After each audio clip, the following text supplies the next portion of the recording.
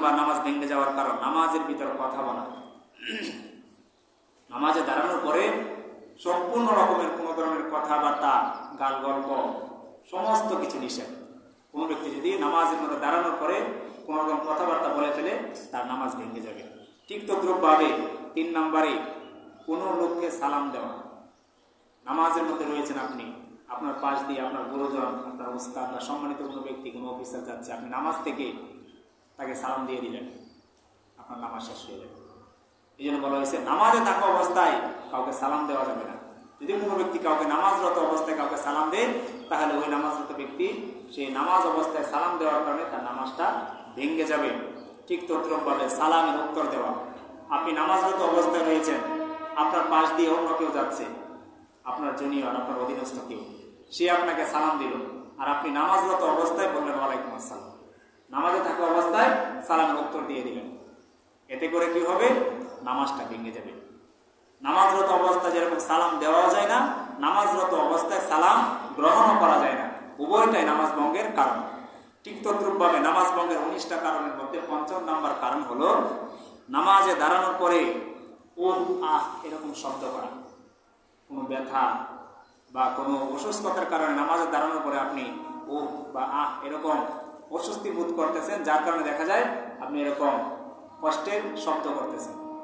এরকম শব্দ করলে নামাজ ভেঙে যাবে। ব্যথা হলে, অসুস্থ হলে, যদি নামাজের মধ্যে দাঁড়ানোর পরে এরকম তীব্র ব্যথা হয় আর নামাজের মধ্যে দাঁড়িয়ে যদি সেই নামাজি ব্যক্তি ও বা আহ এরকম শব্দ করে, তাহলে ওই ব্যক্তি নামাজটা ভেঙে যাবে। ঠিক তদ্রূপভাবে নামাজের মধ্যে দাঁড়ানোর পরে বিনা ওজরে কাশি দেওয়া। কোনো ওজর নেই, কোনো কারণ নেই। কারো যদি ঠান্ডা লেগে থাকে বা কারো গলাতে কাশি থাকে তাহলে ভিন্ন কথা। বিশেষ করে বাচ্চারা নামাজের মধ্যে আসতে দেখা যায় যে দুষ্টামি বশত তারা করে দেয়, বাচ্চাদের হিসাব ভিন্ন।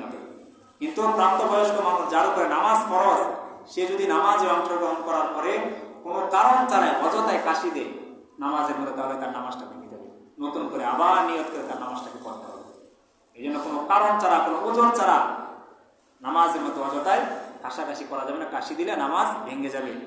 ঠিক তদ্রূপভাবে নামাজের মধ্যে 7ম নাম্বার যে কারণটা নামাজ ভেঙে যায় সেটা হলো আমলে কাসির করা। আমলে কাসির কি? আমলে কাসির এটা হলো একটা আরবি শব্দ। আমালুন মানে কাজ, কাসিরুন মানে অধিক। নামাজের মধ্যে আসার পরে অধিক পরিমাণে কাজ করা। এটার ব্যাখ্যা কি? এটার ব্যাখ্যা হলো যে কোনো ব্যক্তি নামাজ পড়তেছে, নামাজরত অবস্থায় সে এরকম কাজ করতেছে যে অন্য আরেকজন ব্যক্তি তাকে দেখে মনে করতেছে যে সে নামাজের মধ্যে নাই। কথার কথা, আমি নামাজে দাঁড়াইছি, নামাজে দাঁড়িয়ে আমি এরকম কাজ করতেছি, আপনারা দেখে মনে করতেছেন যে আমি নামাজ পড়তেছি না, কিন্তু বাস্তবে আমি কি পড়তেছি? নামাজ পড়তেছি। এটা হলো আমলে কাসির। সুতরাং কোনো ব্যক্তি যদি নামাজের নিয়ত করার পরে এরকম কোনো কাজ করে যে দেখে মনে হইতেছে সে নামাজের মধ্যে নাই, তাহলে তার নামাজটা ভেঙে যাবে। অনেক সময় দেখা যায় নামাজরত অবস্থা আমাদের মোবাইল চলে আসে, কল বেজে ওঠে। এক্ষেত্রে মাসালা হলো যথাসাধ্য এক হাত বেঁধে রেখে আরেক হাত পকেটের মধ্যে ঢুকিয়ে বা মোবাইল যেখানে আছে এরকম বন্ধ করে দেওয়া। অনেকে পকেট থেকে বের করে এভাবে দেখার পরে আবার টিপে এরকম, এটা করলে আপনার নামাজ ভেঙে যাবে। নামাজের মধ্যে যদি মোবাইল কল চলে আসে, ফোন চলে আসে, যত দ্রুত সম্ভব সেই মোবাইলটাকে কোনো রকম বন্ধ করে আবার নামাজের মধ্যে অংশগ্রহণ করে দেবে। এই জন্য মোহতারাম হাজরিন, আমলে কাসির এটা গুরুত্বপূর্ণ একটা কাজ। কোনো ব্যক্তি যদি নামাজের মধ্যে আমলে কাসির করে তাহলে তার নামাজ ভেঙে যাবে। আর আমলে কাসির হলো নামাজের মধ্যে দাঁড়ানোর পরে এরকম কোনো কাজ করা যে তৃতীয় কোনো ব্যক্তি তাকে দেখার পরে মনে করে যে সে নামাজের মধ্যে নাই। এরকম কাজ হলে, এরকম কাজ যদি সংঘটিত হয় তাহলে নামাজটা ভেঙে যাবে। নামাজ ভেঙে যাওয়ার 19টা কারণের মধ্যে এটা ছিল 7ম নম্বর কারণ। এরপরে 8ম নম্বর কারণ হলো বিপদে বা বেদনায় শব্দ করিয়া কাঁদা। নামাজের মধ্যে কোনো বিপদ হয়ে গেছে বা কোনো ব্যথা বেদনা শুরু হয়েছে, যার কারণে দেখা যাচ্ছে শব্দ করিয়া কাঁদতে শুরু করলো।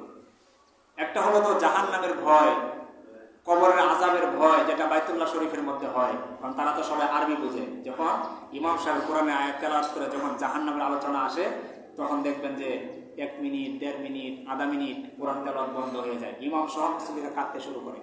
ওই যে জাহান্নামের আলোচনা আয়াতের মধ্যে আসছে, ওইরকম কান্না হলে ওইটা ধরো নামাজ নষ্ট হবে না। কিন্তু কোনো ব্যক্তি যদি নিজের বিপদ বা নিজের বেদনায় কাতর হয়ে যদি সে উচ্চ জোরে কান্নাকাটি করতে শুরু করে, তাহলে তার নামাজ ভেঙে যাবে। সুতরাং নামাজের মধ্যে যদি এরকম কোনো ব্যক্তি করে তাহলে তার নামাজটা পুনরায় আবার পড়তে হবে।